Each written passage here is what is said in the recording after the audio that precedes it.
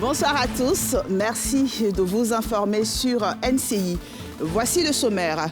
Le Conseil des ministres de ce jour a décidé de la professionnalisation de la filière agricole.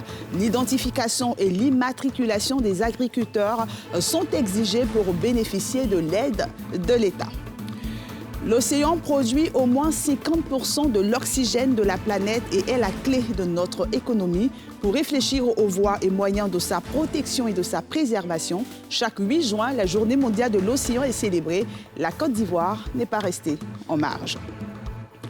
Et puis le district d'Abidjan fait peau neuve, trottoirs et espaces verts ont changé d'allure au grand bonheur des populations. Mais certains endroits semblent résister à cet enjolivement, comme vous le verrez dans ce journal.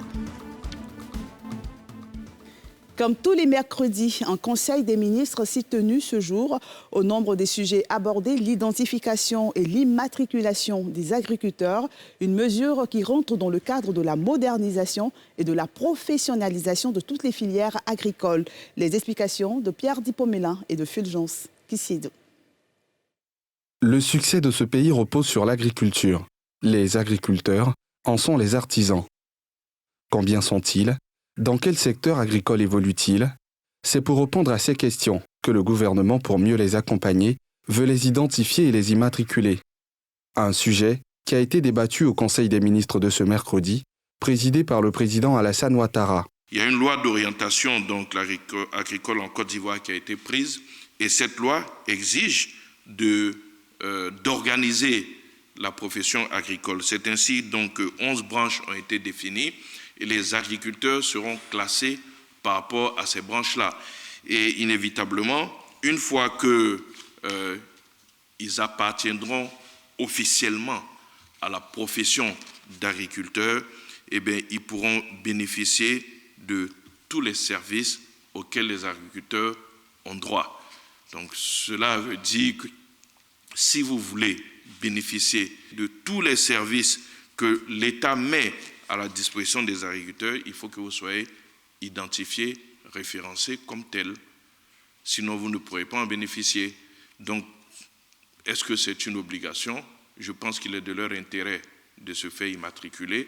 Cette démarche pour la professionnalisation de la filière agricole est déjà en cours avec le Conseil Café Cacao, qui a procédé récemment à la distribution des cartes professionnelles à ses planteurs. Direction le port autonome d'Abidjan qui travaille depuis des années pour être conforme aux normes internationales afin d'attirer de nombreux investisseurs. Les responsables du port ont entrepris aujourd'hui une opération de séduction des ambassadeurs accrédités en Côte d'Ivoire. À travers une visite, ils ont pu voir les acquis et les performances du port autonome d'Abidjan. Le reportage de Nadia Edja et d'Eric Kimou. Le port autonome d'Abidjan, c'est 34 postes à quai sur 6 km, une première position ouest-africaine et un plan d'eau de 1000 hectares.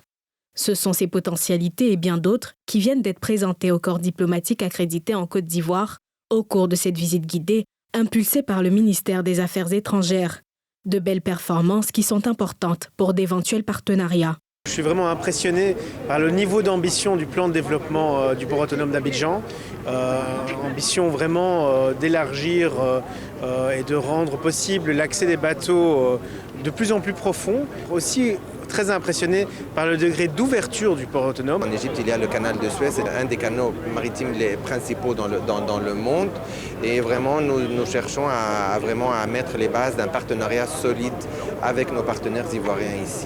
Cette dynamique enclenchée depuis 2011 a permis notamment la modernisation du port de pêche et l'élargissement du canal de Vridi. Les investisseurs étrangers, quand ils arrivent dans un pays, ils cherchent toujours à savoir est-ce qu'on a un port fonctionnel pour approvisionner nos industries, est-ce qu'on a un port fonctionnel pour les exportations, est-ce que la logistique dans le pays permet de faire ce qu'on a à faire, parce que les coûts logistiques sont très importants et ça a été l'occasion pour nous justement de leur montrer que depuis 2011, le port d'Abidjan est devenu un autre port. Ça passe donc par la rénovation du boulevard du port, ça passe par la performance des chemins de fer, ça passe aussi par la création des circuits courts et le port sec de fer qui en est un bon modèle.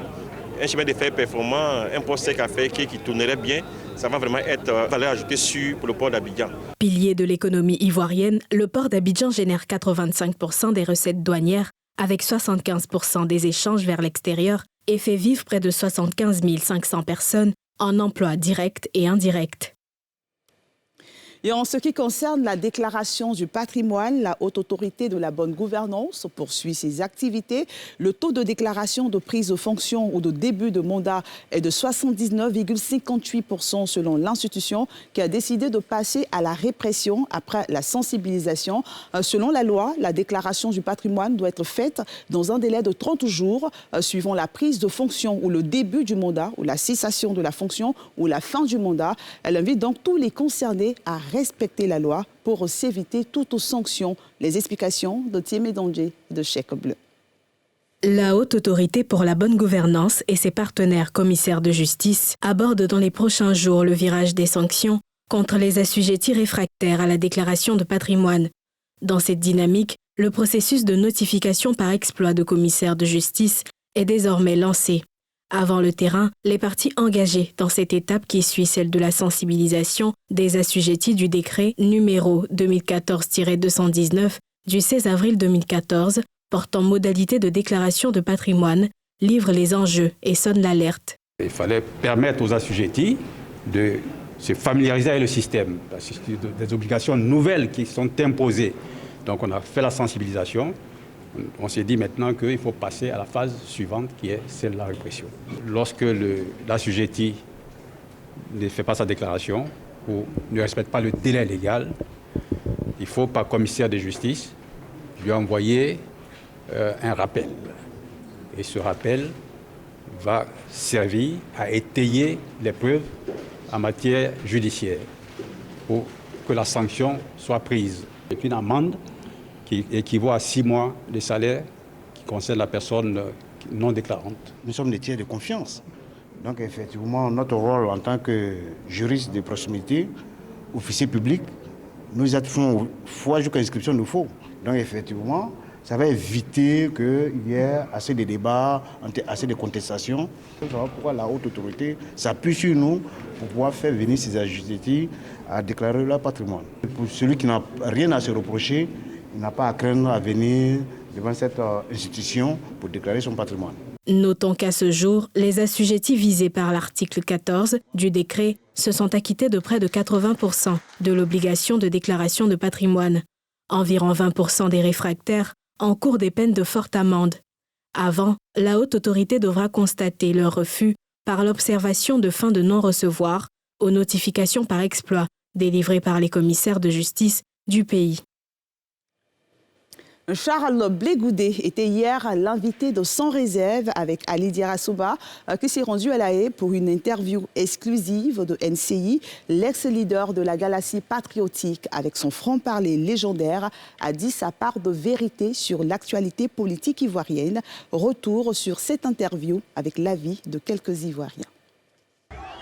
L'ex-chef de la galaxie patriotique Charles Blé Goudé, qui était poursuivi à La Haye aux Pays-Bas devant la Cour pénale internationale à la suite de la crise post-électorale de 2011, était mardi soir sur les antennes de NCI. Une sortie attendue après l'obtention de son passeport ivoirien. Un sésame qui annonce son retour dans son pays natal où il entend prendre toute sa place. L'ex-prisonnier de La Haye, dans cette interview avec Ali Diarra-Souba, n'a éludé aucun sujet. De la réconciliation nationale à son éventuel retour à Abidjan, en passant par son avenir politique. J'ai quitté Abidjan sous fond de crise, sous fond de conflit. Je vais y retourner sous fond de réconciliation et de paix. Demander pardon à tous les Ivoiriens. Je suis acteur politique. Ce sont nos actions qui ont fait en sorte que notre pays s'est retrouvé dans cette situation. Je suis mouillé de sagesse. Je suis mouillé d'une autre vision, d'une autre approche de ce que mon pays vit comme situation. Une interview largement suivie par les Ivoiriens. Ça va dans le sens de la réconciliation. C'est ce qu'on cherche dans ce pays. Dans ce pays, il faudrait que les fils du Nord, du Sud, Ouest, Est se réconcilient. La Côte d'Ivoire sort de la crise. Et la Côte d'Ivoire a besoin de ses fils et tout le monde. Et c'est la main dans la main qu'on peut construire la nation. J'ai vu en jeune Blé Goudé une valeur nationale, sinon internationale. Je ne m'y attendais pas. Je pensais que c'était Blé Goudé d'hier. Mais aujourd'hui, il nous a démontré qu'il est mûr politiquement, intellectuellement, sur tous les plans. Pour cet enseignant-chercheur en sciences politiques, la sortie de Charles Blé Goudé a révélé sa maturité politique après 10 ans de prison. J'ai trouvé un homme mature qui effectivement a eu une attitude séduisante vis-à-vis de son projet pour la réconciliation en Côte d'Ivoire et une attitude séduisante vis-à-vis des autorités politiques ivoiriennes. Et donc il a eu un discours conciliant, il a eu un discours apaisant et en fin de compte, il a reconsidéré sa position vis-à-vis des autorités politiques ivoiriennes. La Chambre d'appel de la Cour pénale internationale, CPI, a confirmé en mars 2021 la décision d'acquittement de l'ex-président de Côte d'Ivoire, Laurent Gbagbo, et de son co-accusé Charles Blé Goudé dans l'affaire de crimes contre l'humanité perpétrée lors de la crise post-électorale ivoirienne de 2010 à 2011. Laurent Gbagbo est depuis juin 2021 en Côte d'Ivoire. Je rappelle que cette interview de Charles Blé Goudé vous sera proposée à nouveau demain à 20h10 et le dimanche à 16h30 sur NCI. Vous pouvez la trouver également sur les différents réseaux sociaux de NCI. La polémique autour de la réserve naturelle partielle de Dahlia Fleur, située à Bingerville, a mis à jour la problématique de la gestion inclusive et durable des parcs et réserves naturelles de Côte d'Ivoire. Pour rappel, la construction d'un complexe hôtelier avait été annoncée, chose qui a été démentie par le ministère du Tourisme. Les messages à l'endroit des autorités se sont multipliés et aujourd'hui, c'est la convention de la société civile qui emboîte le pas à tous ceux qui donnent de la voix pour la préservation des parcs et réserves de Côte d'Ivoire. Les explications de Thiemé Dandje. La CSCI, Convention de la société civile ivoirienne, se saisit du dossier de la réserve Dahlia Fleur. Au centre de la polémique relative à un projet écologique intégré à concéder à un opérateur de l'industrie touristique. Face à la presse, son coordonnateur salue l'expression d'une conscience écologique en construction en lien avec les réactions d'opposition au projet allégué. Au-delà, il interpelle les pouvoirs publics sur la nécessité d'impliquer davantage les communautés dans toutes les décisions relatives à la gestion des aires protégées du pays, mais aussi et surtout de leur rendre régulièrement compte. C'est pourquoi, lors de sa participation à la COP15, la Convention de la société civile ivoirienne a insisté sur l'élaboration de plans climat genrés et inclusifs au niveau des régions et districts en vue de préserver les parcs nationaux. Pour la Convention de la société civile ivoirienne, ces plans devront organiser la résilience des communautés vulnérables aux effets néfastes des changements climatiques, notamment les femmes, les jeunes et les personnes vivant avec un handicap, afin d'aboutir à une justice climatique. Dans son plaidoyer, la Convention met en exergue les textes ratifiés par la Côte d'Ivoire qui l'engagent à contribuer à préserver l'équilibre climatique et à soutenir la résilience des populations vulnérables. Créée le 14 octobre 2004, la réserve Dahlia Fleur au centre de la polémique est le second poumon vert du district d'Abidjan. Elle s'étend sur une superficie de 148 hectares, avec en son sein 91 hectares de forêt bien conservée, 8 hectares de forêt secondaire, 15 espèces de mammifères et 69 espèces d'oiseaux inventoriés. On poursuit avec ces actions d'embellissement du district d'Abidjan. Trottoirs et espaces verts ont changé d'allure. Ce projet du gouvernement ivoirien reçoit plusieurs soutiens. Les populations sont heureuses. Cependant, certains endroits semblent résister à cet enjolivement. En plus des occupations anarchiques, on y trouve des déchets. Le constat de Brice Yanwa et de Tanguy Kono. La verdure devient une réalité avec l'aménagement et la réhabilitation des espaces publics dans le district d'Abidjan, comme ici au carrefour Agban, dans la commune d'Adjamé. Gazon, bancs et fleurs donnent une fière allure à cet espace autrefois le nid de reptiles dangereux. Avant, c'était pas comme ça. On passait dans le brousse. Souvent même, c'était dangereux pour passer, on ne prend pas les petits serpents. Bon, comme ça, là, c'est très bon. C'est très bien fait pour nous. Et puis souvent, là, de passage aussi, là, on peut s'asseoir pour se reposer un peu, pour pouvoir partir là où on doit partir. En tout cas, on se sent à l'aise, le coin est propre, en tout cas, on est à l'aise, on n'a pas de problème. dire merci aux ceux qui arrangent la Côte d'Ivoire. Oui, ça fait du bien de passer ici souvent parce que la dernière fois que je suis passée ici, il y avait de la boue et puis c'était pas joli à voir. J'ai failli tomber même quand je montais la côte, donc c'est bien. Et puis c'est agréable, c'est joli à voir. Cette initiative du district a débuté au plateau et s'est poursuivie à Cocody. Elle s'étend aujourd'hui à toutes les communes du pays. Même à Benjerville là-bas aussi, ils ont vraiment changé tout. Et quand tu regardes, tu penses que tu es à Paris. Parce que tout est beau, tout est neuf. En tout cas, merci au gouvernement. Mais nous aussi, population ivoirienne, nous devons éviter de faire le commerce dans les jardins publics, de déposer les ordures. Aménager ces espaces et participer au développement environnemental, c'est aussi l'affaire du privé, à l'instar de cet ancien fonctionnaire qui a déposé ses valises au 3e pont de Yopougon. Merci au district, puisque c'est eux qui me donnent. Au moment où j'arrivais, tout le monde connaît, c'était pas joli comme ça. Voilà, c'était pas joli, on ne pouvait même pas traverser le jardin comme ça s'est fait aujourd'hui aisément. Canapés, hamacs, tables, chaises et une meilleure restauration dans de meilleures conditions d'hygiène. Avant, les jeunes là, fumaient de drogue au niveau du pont là, et c'est eux qui viennent se reposer là. Et souvent, les gens qui passent, ils les agressent et autres. Ça a changé parce qu'on constate que la police est là pour les véhicules et puis aussi pour le bien des gens qui sont là. Et puis avec ces trucs qu'ils ont placés là, ça arrange beaucoup la population. Tout à l'heure, c'est 200 francs qu'ils m'ont fait payer pour toute la journée. Donc c'est très bon. Nous ne sommes pas les seuls. Il y a les Ivoiriens, il y a ceux qui viennent nous visiter. Donc vous savez, il y a des touristes partout. Donc c'est une bonne idée d'avoir des espaces verts un peu partout. Mais il faut vraiment accentuer sur la propreté. Malgré ces efforts, beaucoup reste à faire pour donner un coup d'éclat aux espaces verts d'Abidjan. Il en existe encore plusieurs autres qui sont des réceptacles de déchets. 50% de l'oxygène de la planète est produit par l'océan. L'océan est aussi la clé de notre économie. Nous en avons donc besoin pour survivre. La Journée mondiale de l'océan est célébrée chaque 8 juin pour nous le rappeler. Révitalisation, action collective pour l'océan, c'est le thème de la célébration dans notre pays. Les réflexions ont porté sur sa protection et sa pérennisation. Les explications de Mardoché Kwasi et d'Aruna Zeba. Yaya Kone, mécanicien et artiste en herbe, est né et habite la commune balnéaire de Port-Bouët depuis plus de 40 ans. Il a vu le littoral progresser à l'intérieur des terres sous le poids des eaux de l'océan Atlantique. Cette plage, autrefois attrayante du fait des activités qui s'y menaient, n'est plus que l'ombre d'elle-même à cause des agressions qu'elle a subies.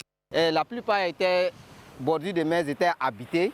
Aujourd'hui, ces habitations ont été rongées par la mer. Et il est difficile d'habiter en bordure de mer en ce moment. Respecter la mer, ce n'est pas en l'ordre du jour chez nous ici, parce que c'est là où on venait se soulager la plupart du temps.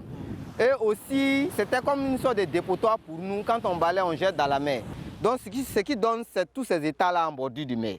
Pourtant, certains peuples côtiers comme les Aladjans du village d'Alaya, dans la commune de Port-Bouët, ne vivent que des produits de la mer. C'est la pêche que nous faisons ici dans ce village Aladjan pour nourrir aussi nos familles.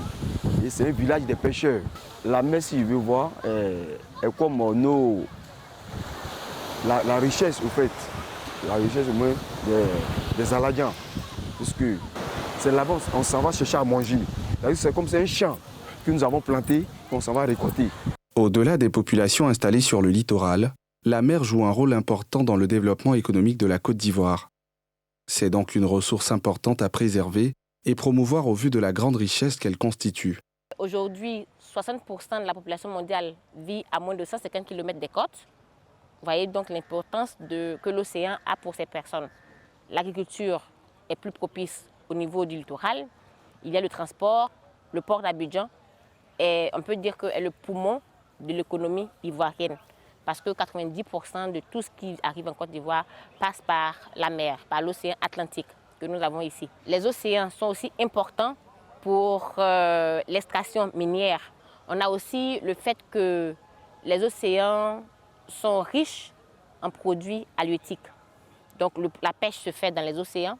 Aujourd'hui, la plupart des gisements pétroliers sont dans la mer et donc l'océan est très important.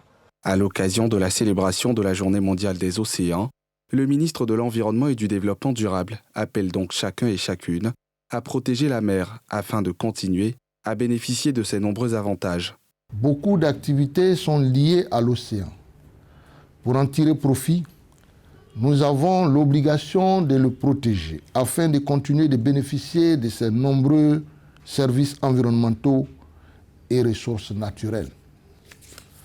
Aussi, l'édition 2022 de la Journée mondiale des océans nous amène-t-elle à prendre collectivement et individuellement conscience de l'importance de la sauvegarde des océans, à repenser nos manières de faire, de produire et de consommer à travers des actions concertées. La célébration de la Journée mondiale des océans rentre dans le cadre de la quinzaine nationale de l'environnement et du développement durable qui a démarré le 3 juin dernier et va s'achever le 17 juin prochain. Et c'est ici que se referme ce journal de la rédaction de NCI. Demain, Mélina Makissi sera avec vous. Prenez soin de vous et très bonne suite de programme sur la nouvelle chaîne ivoirienne.